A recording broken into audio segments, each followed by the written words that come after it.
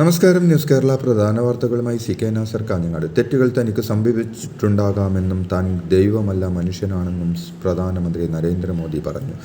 ഷെറോദയുടെ സഹസ്ഥാപകൻ നിഖിൽ കാമത്തുമായി നടത്തിയ ബ്രോഡ്കാസ്റ്റിലാണ് പ്രധാനമന്ത്രി ഇങ്ങനെ പ്രതികരിച്ചത്. മലയാളത്തിൻ്റെ ഭാവഗായകൻ പി ജയചന്ദ്രൻ്റെ നിര്യാണത്തിൽ അനുശോചനം രേഖപ്പെടുത്തി പ്രധാനമന്ത്രി നരേന്ദ്രമോദി. ഇതിഹാസ ശബ്ദം കൊണ്ട് അനുഗ്രഹീതമായ ജീവിതമായിരുന്നു ജയചന്ദ്രൻ്റേതെന്ന് അദ്ദേഹം അനുശോചനക്കുറിപ്പിൽ പറഞ്ഞു. വ്യത്യസ്ത ഭാഷകളിലായി അദ്ദേഹം ആലപിച്ച ഗാനങ്ങൾ വരും തലമുറയുടെ ഹൃദയങ്ങളെയും സ്പർശിക്കും. ജയചന്ദ്രൻ്റെ വിയോഗത്തിൽ ദുഃഖമുണ്ടെന്നും കുടുംബത്തിൻ്റെയും ആരാധകരുടെയും വിഷമത്തിൽ പങ്കുചേരുന്നുവെന്നും അദ്ദേഹം പറഞ്ഞു. നടി ഹണി റോസിനെതിരെ ലൈംഗികാധിക്ഷേപ പരാമർശം നടത്തിയതിന് റിമാൻഡിലായ വ്യവസായി ബോബി ചെമ്മണ്ണൂർ ജയിലിൽ തുടരും. ജാമ്യ ഹർജി പരിഗണിക്കുന്നത് ചൊവ്വാഴ്ചത്തേക്ക് മാറ്റി. Ernakulam judicial first class magistrate കോടതി ജാമ്യം നിശ്ചയിച്ചതോടെയാണ് ഹൈക്കോടതിയിൽ ബോബി ചെമ്മണ്ണൂർ ജാമ്യാപേക്ഷ നൽകിയത്. നടിയോട് മോശമായി പെരുമാറിയിട്ടില്ലെന്നും തനിക്കെതിരെ ആരോപിച്ചിരിക്കുന്ന കുറ്റങ്ങൾ നിലനിൽക്കുന്നതല്ലെന്നും മജിസ്ട്രേറ്റ് കോടതിയിൽ താൻ ഹാജരാക്കിയ രേഖകൾ കൃത്യമായി പരിശോധിച്ചില്ലെന്നും ബോബി ചെമ്മണ്ണൂർ കോടതിയെ അറിയിച്ചു. എന്നാൽ അടിയന്തരമായി ഹർജി പരിഗണിക്കേണ്ട എന്ത് സാഹചര്യമാണുള്ളതെന്ന് ചോദിച്ച ഹൈക്കോടതി പൊതു ഇടങ്ങളിൽ സംസാരിക്കുമ്പോൾ ശ്രദ്ധിക്കണ്ടേ എന്നും ആരാഞ്ഞു. സംസ്ഥാന സ്കൂൾ കലോത്സവ റിപ്പോർട്ടിംഗുമായി ബന്ധപ്പെട്ട് റിപ്പോർട്ടർ ചാനലിനെതിരെ ബാലാവകാശ കമ്മീഷൻ സ്വമേധയാ കേസെടുത്തു. കലോത്സവ റിപ്പോർട്ടിംഗിൽ ദ്വയാർത്ഥം പ്രയോഗം നടത്തിയതിനാണ് കേസെടുത്തത്. സംസ്ഥാന സ്കൂൾ കലോത്സവവുമായി ബന്ധപ്പെട്ട വാർത്താ അവതരണത്തിൽ ഡോക്ടർ അരുൺകുമാർ സഭ്യമല്ലാത്ത ഭാഷയിൽ ദ്വയാർത്ഥ പ്രയോഗം നടത്തിയതുമായി ബന്ധപ്പെട്ടാണ് സ്വമേധയാ കേസെടുത്തതെന്ന് ബാലാവകാശ commission chairperson KV Manoj Kumar അറിയിച്ചു. കലോത്സവത്തിൽ പങ്കെടുത്ത ഒപ്പന ടീമിൽ മണവാട്ടിയായി വേഷമിട്ട പെൺകുട്ടിയോട് റിപ്പോർട്ടർ ചാനൽ റിപ്പോർട്ടർ ഷബാസ് നടത്തുന്ന സംഭാഷണത്തിന്മേലാണ് ദ്വയാർത്ഥ പ്രയോഗം. വയനാട്ടിൽ കോൺഗ്രസ് വൻ പ്രതിസന്ധി. പ്രബലരായ 2 നേതാക്കൾ പ്രതികളായതോടെ ജില്ലയിലെ പാർട്ടി പ്രതിസന്ധിയിലായി. രാഷ്ട്രീയ സാഹചര്യം ചർച്ച ചെയ്യാൻ യോഗം വിളിക്കാൻ പോലും ആളില്ലാത്ത സ്ഥിതിയാണ് DCC ഓഫീസ്. പ്രതിസന്ധി കടുക്കുമ്പോഴും ഒരു വിഭാഗം പ്രതിരോധിക്കാതെ മാറി നിൽക്കുകയാണ്. സംഭവത്തിൽ പ്രിയങ്ക ഗാന്ധി പ്രതികരിക്കാൻ തയ്യാറായിട്ടില്ല. മഹാത്മാഗാന്ധിയുടെ ആശയങ്ങൾ ശക്തിപ്പെടുത്താനും ബൂത്ത് തലത്തിൽ കോൺഗ്രസിൻ്റെ സംഘടനാ അടിത്തറ വിപുലീകരിക്കാനും ജനപിന്തുണ വർദ്ധിപ്പിക്കുന്നതിനുമായി മഹാത്മാഗാന്ധി രക്തസാക്ഷിത്വ ദിനമായ ജനുവരി 30 മുതൽ ഒരു മാസം കോൺഗ്രസ് വാർഡ് കമ്മിറ്റികളുടെ നേതൃത്വത്തിൽ സംസ്ഥാനത്ത് മഹാത്മാഗാന്ധി കുടുംബ സംഗമങ്ങൾ സംഘടിപ്പിക്കും. President K. സുധാകരൻ്റെ അധ്യക്ഷതയിൽ ചേർന്ന KPCC ഭാരവാഹികളുടെയും DCC പ്രസിഡന്റുമാരുടെയും യോഗത്തിലാണ് തീരുമാനം. അനശ്വര ഗായകൻ P. ജയചന്ദ്രന് സാംസ്കാരിക നഗരിയുടെ സ്നേഹപ്രമാണം. വ്യാഴാഴ്ച അന്തരിച്ച ഗായകനെ അവസാനമായി കാണാൻ ഒട്ടേറെ പേരാണ് ഇന്നലെ പൂങ്കുന്നത്തെ വസതിയിലും സംഗീത നാടക അക്കാദമിയിലും എത്തിയത്. ശ്രീകുമാരൻ തമ്പിയും ഗോപി ആശാനും മന്ത്രിമാർക്കൊപ്പം പ്രിയ സുഹൃത്തിന് അന്തിമോപചാരം അർപ്പിക്കാനെത്തിയിരുന്നു. പ്രിയപ്പെട്ടവർ മൃതദേഹത്തെ അനുഗമിച്ചു. മമ്മൂട്ടി അടക്കമുള്ള താരങ്ങൾ പൂങ്കുന്നത്തെ വീട്ടിലെത്തി അന്തിമോപചാരം അർപ്പിച്ചു. ഇന്നലെ രാവിലെ 8:30 മൃതദേഹം അമല മെഡിക്കൽ കോളേജിൽ നിന്ന് പൂങ്കുന്നത്തെ വീട്ടിലേക്ക് എത്തിക്കുകയായിരുന്നു.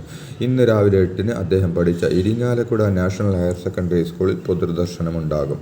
തുടർന്ന് പറവൂർ ചന്തമംഗലം ചാലിയത്ത് എത്തിക്കും. നാലുകെട്ടിൽ പൊതുദർശനത്തിന് ശേഷം 3:30 സമീപത്തെ പാലിയം ശ്മശാനത്തിൽ വെച്ച് സംസ്കാരം.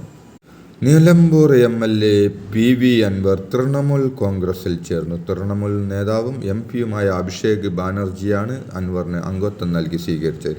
DMK പ്രവേശനം പാളിയതിന് പിന്നാലെയാണ് PV അൻവർ തൃണമൂൽ കോൺഗ്രസിൽ ചേർന്നത്. അൻവറിൻ്റെ അംഗത്വം സ്ഥിരീകരിച്ച് തൃണമൂൽ കോൺഗ്രസ് ട്വീറ്റ് ചെയ്തിട്ടുണ്ട്.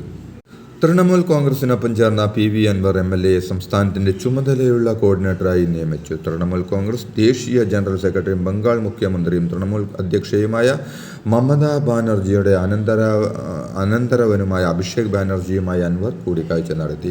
നിയമസഭാ തെരഞ്ഞെടുപ്പിന് 6 മാസം മുമ്പ് അൻവർ തൃണമൂൽ കോൺഗ്രസ് സംസ്ഥാന അധ്യക്ഷ പദവി ഏറ്റെടുത്തേക്കുമെന്നും ജനുവരി അവസാനമോ ഫെബ്രുവരി ആദ്യമോ മമതാ ബാനർജി കേരളത്തിൽ എത്തുമെന്നും റിപ്പോർട്ടുകളുണ്ട്. PV അൻവർ MLA ഇന്ന് കൊൽക്കത്തയിൽ ബംഗാൾ മുഖ്യമന്ത്രി മമതാ ബാനർജിയുമായി ഇന്ന് വാർത്താ സമ്മേളനം നടത്തും.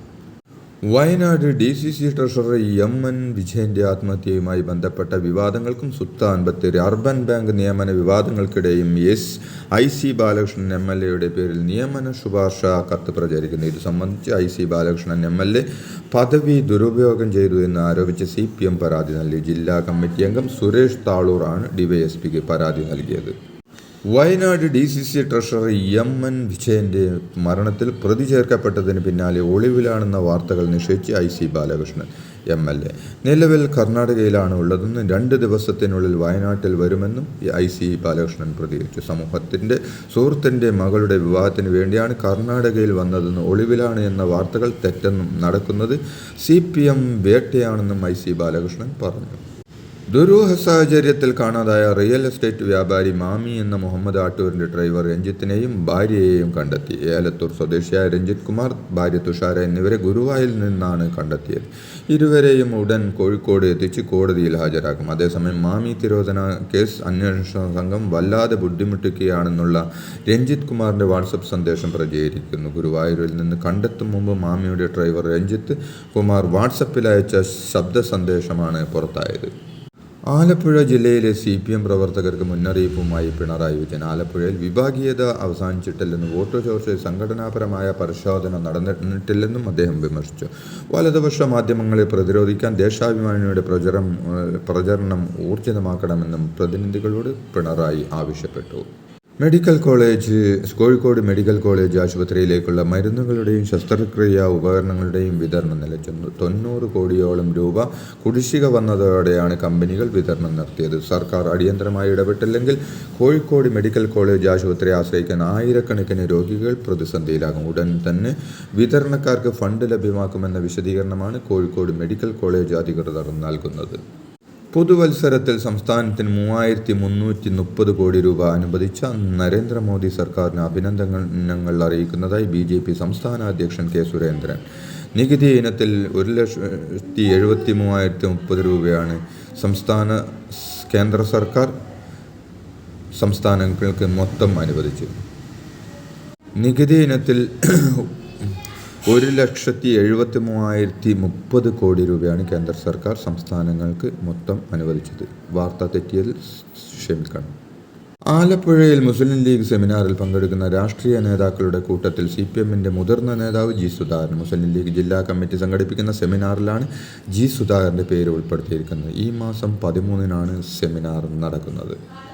കണ്ണൂരിൽ തമിഴ്നാട് സ്വദേശിനിയെ കബളിപ്പിച്ച് ATM കാർഡ് കൈക്കലാക്കി പണം തട്ടിയ മധ്യവയസ്കൻ പിടിയിൽ. കണ്ണൂർ മയ്യിൽ സ്വദേശി കൃഷ്ണനെയാണ് ടൗൺ പോലീസ് അറസ്റ്റ് ചെയ്തത്. സേലം സ്വദേശിനിയുടെ 60,000 രൂപയാണ് പ്രതി തട്ടിയെടുത്തത്.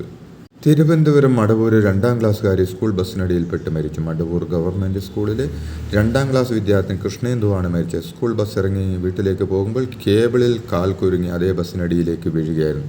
ആശുപത്രിയിലെത്തും മുമ്പ് ജീവൻ നഷ്ടപ്പെട്ടു. ഇതോടെ ഇന്നത്തെ പ്രധാന വാർത്തകൾ സമാപിച്ചു. നന്ദി, നമസ്കാരം.